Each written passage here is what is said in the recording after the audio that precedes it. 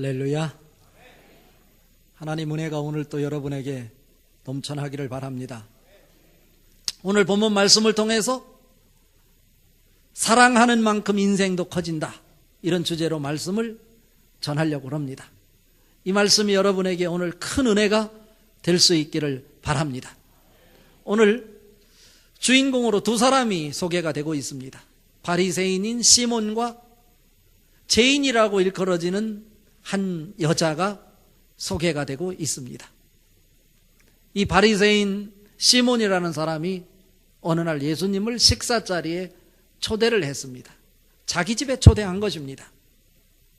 그런데 이 바리새인인 시몬이 예수님을 식사 자리에 초대한 이유가 어디에 있을까? 오늘 읽은 말씀을 쭉 묵상하면서 발견할 수 있는 것은 이 예수님이 가시는 곳마다 사람들이 몰려드는 것입니다. 그럴 때 바리새인은 어떤 사람입니까? 하나님을 누구보다도 거룩하게 성실하게 잘 믿는다고 자처하는 사람, 바리새인입니다.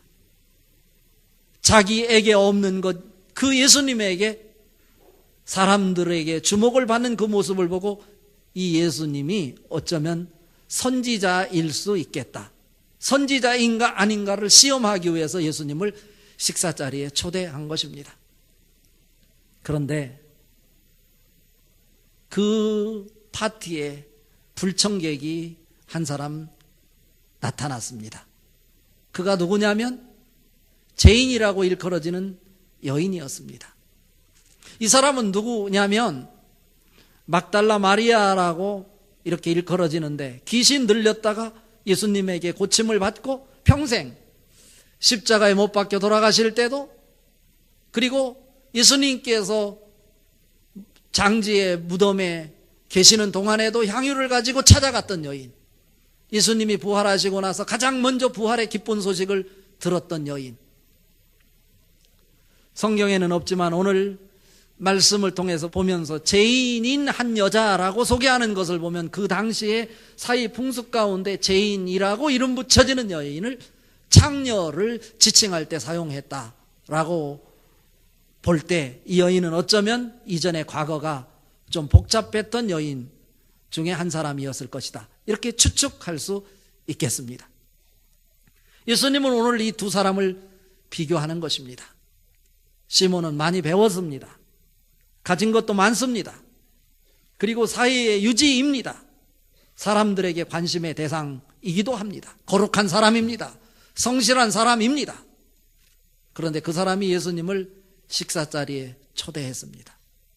반면에 이 여자는 배우지도 못했습니다. 가진 재산도 없습니다. 사람들에게 존경을 받지도 못한 채 어쩌면 사람들에게 비난을 받으며 손가락질을 받으며 어쩌면 가슴앓이를 하며 살아가고 있는 밑바닥 사람인지도 모르겠습니다. 그런데 이 여인이 그 파티 자리에서 돌발적인 행위를 합니다. 이 돌발적인 행위를 하기 전에 이 바리새인인 시몬이 혼자 투덜거립니다.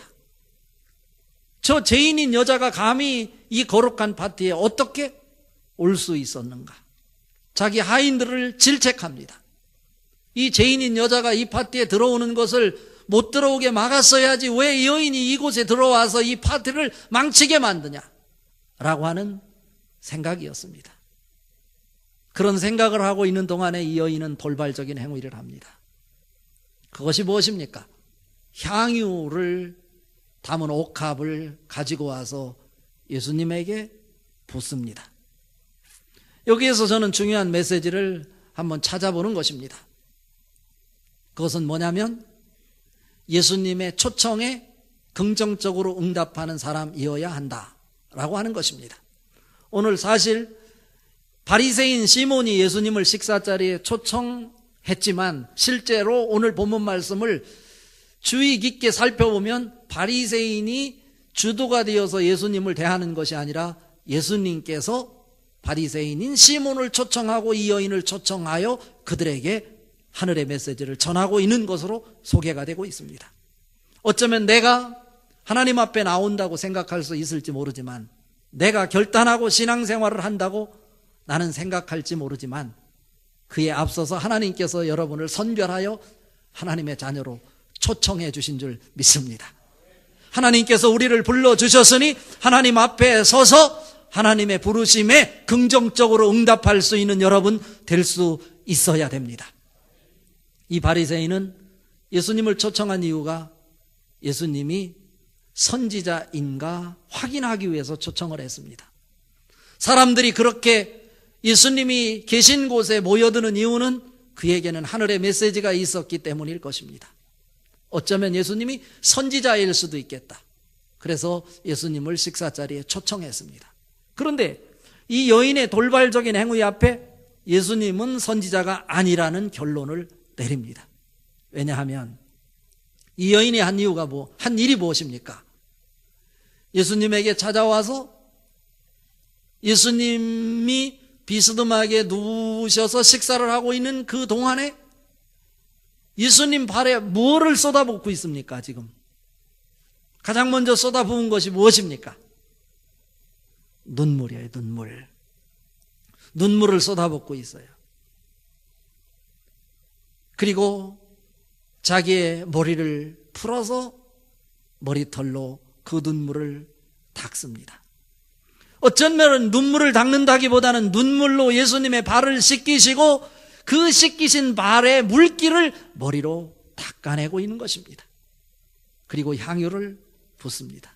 그 집 안에는 온통 이 여인이 부은 그 값비싼 향유의 냄새로 가득 차게 됐어요. 다른 복음서에서는 이 여인의 향유 팔아서 가난한 사람에게 나누어 주었으면 좋겠다 라고 말합니다. 이 돈은 어쩌면 수천만 원에 해당되는 돈의 값을 가지고 있는 향유입니다. 선지자가 아니라고 결론 내린 이유는 뭐냐면 죄인인 여자가 예수님의 몸에 타치를 했다라고 하는 거예요. 유대법에 의하면 선지자는 죄인의 몸을 접촉할 수가 없어요. 그런데 이 여인이 접촉하는 것을 허용하고 있거든요. 또 유대법에 의하면 적어도 하나님의 사람이라면 여인이 다가올 때 1.8m 안으로 들어오기 전에 그 여인을 거절해야 된다라고 하는 법이 있어요. 그런데 1.8m는커녕 그 여인이 예수님에게 다가와서 예수님의 몸에 기대어 그 발에 눈물을 적시며 머리를 풀어 머리털로 그 눈물을 닦고 있으니 유대율법을 어기고 있는 거예요. 그러니까 이 예수님은 절대로 선지자는 될 수 없다고 이 시몬이 판단을 하고 있는 것입니다. 이 메시지를 저는 묵상하면서 우리에게 주는 영적 메시지가 무엇일까? 예수님이 우리를 초청했다면 이 메시지를 통해서 우리에게 전달하고자 하는 주님의 초청의 메시지에 귀를 기울여야 한다라고 하는 것입니다. 오늘 바리새인 시몬은 예수님을 초청해 놓고 끝까지 예수님의 말씀에 귀를 기울이지 않고 있어요. 예수님께서 이 바리새인 시몬에게 이 여인의 돌발적인 행위를 지적하는 이 시몬을 향해서 시몬아, 내가 네게 이를 말이 있다. 들어볼래? 라고 말하자 시몬이 오늘 답변합니다. 선생님, 말씀하십시오. 그래서 예수님께서 비유로 들어 말씀하는 것이 누군가가 어떤 사람이 두 사람에게 돈을 꿔줬는데 한 사람에게는 500데나리온을 그리고 한 사람에게는 50데나리온을 꿔줬다. 그런데 그 사람 둘 다 갚을 능력이 없어서 괴로워하고 있다라는 것입니다. 돈을 꿔준 사람이 그들이 갚을 능력이 없는 것을 알고 그 돈 꿔준 500데나리온, 50데나리온을 다 탕감해 주었다. 그렇다면 탕감받은 두 사람 중에서 누가 더 탕감해 준 그 사람을 사랑하겠느냐라고 묻고 있는 것입니다. 여러분은 어떻게 생각하세요? 바리새인 시몬이 답변합니다. 많이 탕감받은 사람이 더 많이 사랑합니다. 그러자 이 말을 들은 예수님께서 내 말이 옳도다라고 말하고 있는 것입니다. 그런데 여기서 중요한 메시지가 또 하나 있어요. 누가 더 고마워하겠느냐라고 묻지 않고 누가 더 사랑하겠느냐라고 묻고 계시다는 거예요. 이 말씀을 확인하신 후에 예수님께서 여자를 둘러보시며 시몬에게 또 말합니다. 이 여자를 보느냐라고 묻고 있어요. 44절 같이 한번 읽어봅니다. 그 여자를 돌아보시며 시몬에게 이르시되 이 여자를 보느냐? 내가 내 집에 들어올 때 너는 내게 발 씻을 물도 주지 아니하였으되 이 여자는 눈물로 내 발을 적시고 그 머리털로 닦았으며 입니다. 이 여자를 보느냐라고 묻고 있어요. 무슨 말입니까? 이 여인은 가진 것이 없는 자예요. 배운 것도 없어요. 사람들에게 존경을 받지도 못하는, 어쩌면 그 당시에 천한 신분을 가지고 있었던 여인이었습니다. 이 여자를 보느냐고 시몬에게 묻는 것은 무엇을 얘기하고 싶은 것입니까? 그래도 너는 아직도 눈치를 채지 못하는 것이냐? 지금 내가 500데나리온, 50데나리온 탕감받은 이야기를 하는 것은 결국 너와 이 여자를 비교하고 있는 것이란다. 이 여자는 500데나리온을 탕감받았다면 너는 50데나리온을 탕감받은 자인 것이다. 누가 더 탕감해 준 자를 사랑하겠느냐? 500데나리온을 탕감받은 자가 더 많이 사랑하는 것입니다. 내 말이 옳다니까? 너는 내가 올 때 발씻을 물도 주지 않고 나에게 인사를 상징하는 얼굴에 입맞춤을 하는 것도 하지 않았고 수건도 주지 않지 않았느냐? 이스라엘에 흔해 빠진 감람류를 내 머리에 붓지도 않았다. 그러나 이 여인은 수건은 없었지만 머리털로 내 발을 씻었고, 이 여인은 물은 없었지만 눈물로 내 발을 씻었다. 그리고 여인에게는 감람류는 없었을지 모르지만 값비싼 평생 동안 모아놓은 향유를 나를 위해서 깨트렸다 라고 이야기를 합니다. 바리새인인 시몬은 사회적 지위가 있었는지는 모르지만 그에게는 사랑 따위는 관심도 없었습니다. 이때 예수님께서 사랑이 없는 이유를 밝히고 있어요. 너가 사랑이 없는 것은, 너가 사랑할 수 없는 것은 용서함을 받은 경험이 없기 때문이란다 라고 하는 거예요. 용서는 동일하게 받았어요. 둘 다 갚을 능력이 없는 것도 동일한 거예요. 그런데 그 용서함을 받은 제사함의 경험을 느끼는 것은, 경험하는 것은 사람에 따라 다르다고 하는 것을 지금 비유로 말씀하고 계신 것입니다. 오늘 저는 주목하고 싶은 성경 구절이 47절 말씀이에요. 이 47절 말씀을 통해서 오늘 여러분 인생의 변화를 일으키고 신앙의 새로운 개혁을 만들어낼 수 있는 축복의 예배, 축복의 주인공 될 수 있기를 주님의 이름으로 축복합니다. 47절 같이 한번 읽어봅니다. 이러므로 내가 내게 말하노니 그의 많은 죄가 사하여졌도다. 이는 그의 사랑함이 많음이라. 사함을 받은 일이 적은 자는 적게 사랑하느니라 입니다. 여기서 오해의 소지가 있어요. 그의 많은 죄가 사하여졌다고 말씀하면서 그의 사랑함이 많음이라 이렇게 말씀하고 있습니다. 앞부분에 그의 많은 죄가 사하여졌도다 할 때, 그의 많은 죄라고 할 때 그 의는 그 여자를 얘기해요. 여성격을 쓰고 있어요. 여성격으로 아우테스라고 하는 이 단어를 쓰고 있어요. 여성격.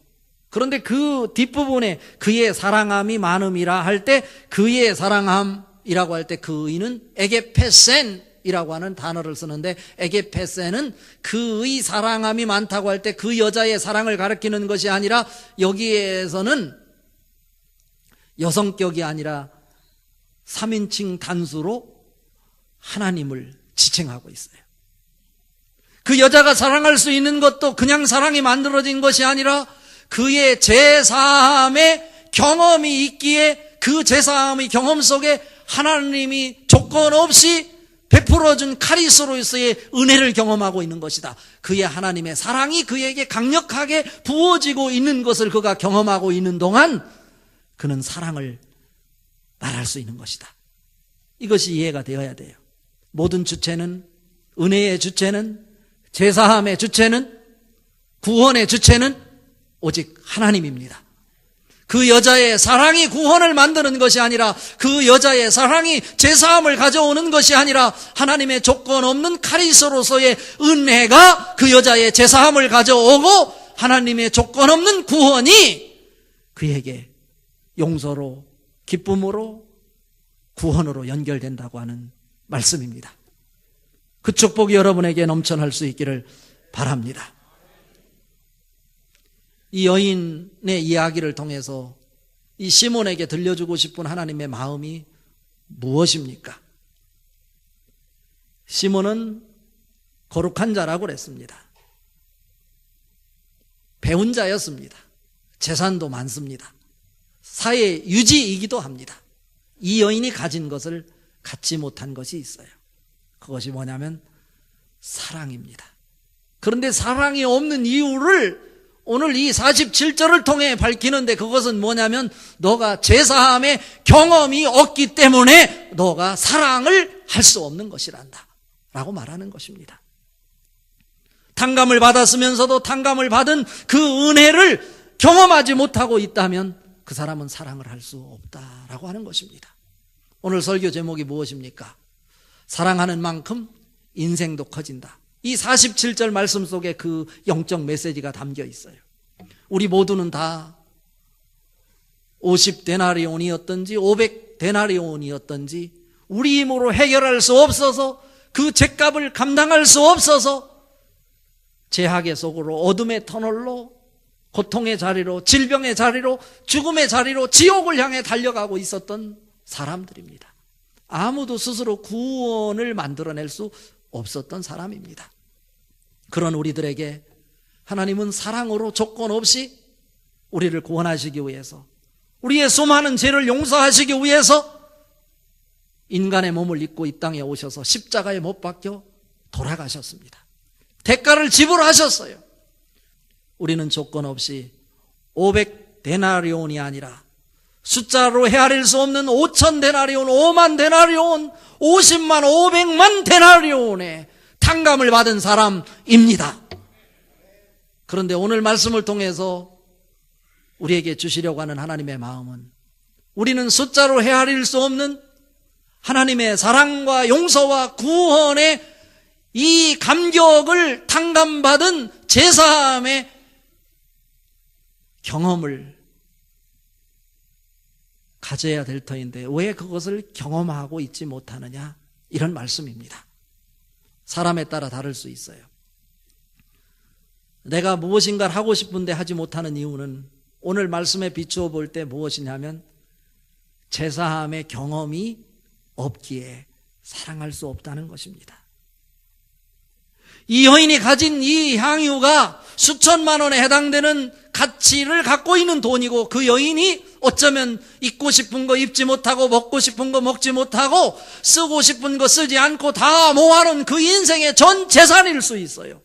그런데 그에게 뭐가 있기에 제사함의 경험이 지금도 살아 꿈틀거리고 있기에, 자기가 가지고 있는 모든 것이 자기를 탕감해 주신 그 주님 앞에 깨트려 그 인생 전부를 드린다 하더라도 아깝지 않은 것입니다.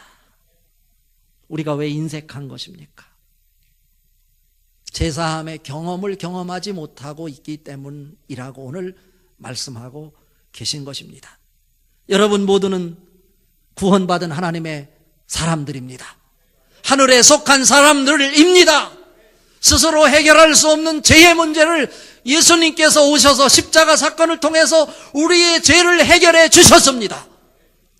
주님의 이 제사함의 은혜와 축복이 여러분 삶 속에 큰 크게 숫자로 헤아릴 수 없을 만큼 크게 경험될 수 있기를 주님의 이름으로 축복합니다.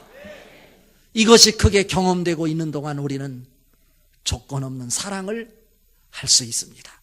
내가 평생 가치를 두고 살던 것을 깨트려 주님 앞에 쏟아부을 수 있는 것입니다.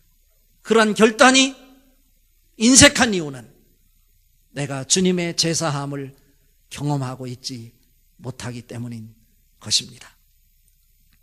성경에 보면 시몬이라는 사람이 한 사람 또 등장합니다. 요한복음 21장에서 십자가 앞에 비겁하게 3번이나 주님을 부인하고 자기의 삶의 터전인 디베라 바닷가로 가서 정처 없이 밤새 고기를 잡았으나 한 마리 고기도 잡지 못했던 베드로입니다. 베드로의 이름은 시몬이었습니다. 그런데 주님께서 내 이름을 다시는 시몬이라 하지 말고 게바라 하라 말씀하셨습니다. 게바는 아람어입니다. 헬라어로 번역하면 베드로입니다. 반석이란 뜻입니다. 예수님이 디베라 바닷가에서 실패한 베드로를 보면서 집중적으로 묻는 질문이 있었어요. 내가 이 사람들보다 나를 더 사랑하느냐? 네가 나를 정말로 사랑하느냐? 3번씩 다고쳐서 묻고 계신 것입니다. 그때 베드로는 답변합니다. 주님이 다 아십니다. 내가 주님을 사랑하는 것을. 그때 주님께서 그 사랑을 확인하시고 내 어린 양을 먹이라, 내 양을 치라, 사명을 맡기시는 것입니다. 왜 집요하게 주님께서 베드로에게 사랑을 묻는 것입니까? 사명은 아무에게 맡기지 않는다는 말씀입니다. 사명은 사랑이 확인된 자에게만 맡겨질 수 있음을 우리에게 가르쳐주는 말씀이기도 합니다. 그런데 그 사랑이 그냥 만들어지지 않는다고 하는 것이 오늘 말씀의 키포인트이기도 합니다. 그 사랑은 주님의 제사함을 경험하는 만큼 사랑할 수 있다는 것입니다. 제사함을 경험하는 만큼 사랑할 수 있고 그 사랑함을 통해서 여러분의 인생이 커질 수 있음을 우리에게 가르쳐주는 하늘의 영적 메시지입니다. 여러분, 큰 인생을 살아갈 수 있길 바랍니다. 큰 인생은 그냥 만들어지지 않습니다. 십자가를 통해서 우리를 용서해 주시고 구원해 주신 제사함이 매 순간 여러분에게 크게 경험될 때 그것이 사랑으로 연결될 것이고 그 사랑이 여러분 인생을 크게 만들어낼 줄로 믿습니다. 시몬 베드로가 주님 앞에 크게 쓰임받을 수 있었던 것, 오늘 바리새인 시몬이 쓰임받을 수 있었던, 쓰임받을 수 없었던 차별성이 어디에 있습니까? 배움에 있습니까? 재산을 많이 가짐에 있습니까? 아닙니다. 제사함을 경험하고 있는 것입니다. 사랑입니다. 여러분, 주님을 사랑할 수 있는 여러분 될 수 있기를 바랍니다. 여러분이 힘들어, 고통 속에서, 여러분 힘으로 해결할 수 없는 상황 속에서 몸부림치고 있어 마지막으로 우리를 기다리고 계시는 하나님 앞에, 하나님, 내가 원하면 언제든지 이곳에 올 수 있나요? 주님 말씀하십니다. 언제든지 나는 너가 오기를 기다리고 있단다. 이 음성이 여러분에게 제사함의 경험으로 연결될 수 있기를 바랍니다. 그 제사함이 여러분의 인생 속에 사랑으로 인생을 키우는 큰 인생을 살아가는 축복의 사람으로 연결될 수 있기를 주님의 이름으로 축복합니다.